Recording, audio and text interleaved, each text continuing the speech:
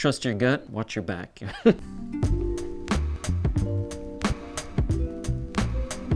I'm Josh Fontaine. I am half of Quixotic Projects, which is a Parisian-based hospitality group, along with my partner Karina Velasquez.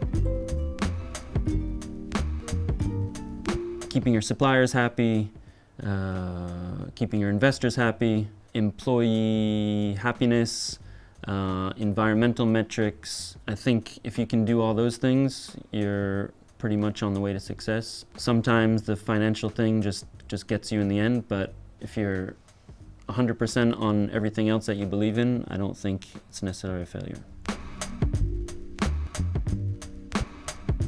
You know, a lot of people would think immediately in economic terms, which we've definitely had failures in the economic sense.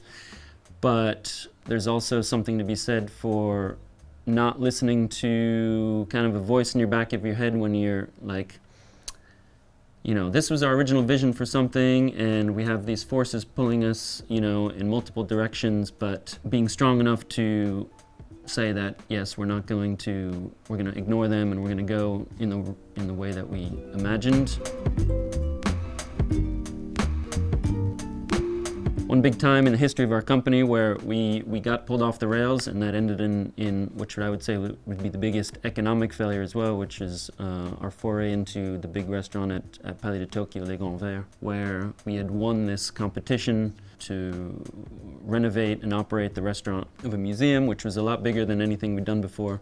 200 seats and open 7 days a week, etc. And while we were very excited about it, we were also questioning ourselves up until, you know, day one, and also afterwards when we saw it wasn't performing. Maybe, you know, we should have been a little bit more forthright in holding our values and our original idea of what we wanted to do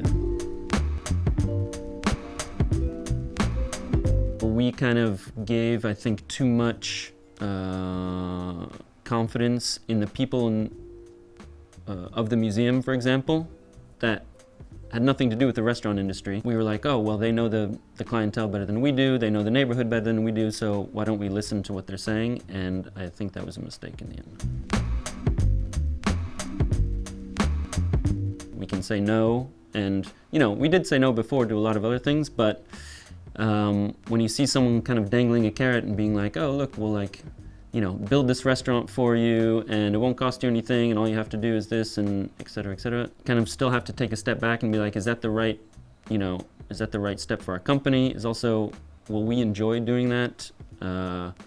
Do I see myself going there every day and being like, walking in and being proud of it and even wanting to go to that location in Paris and being like, oh, I'm happy I have a restaurant here, and not just seeing it as a purely kind of economic play to just to do something for the sake of doing something. Like, we're at the point now where I think we're comfortable enough where we can say no to things.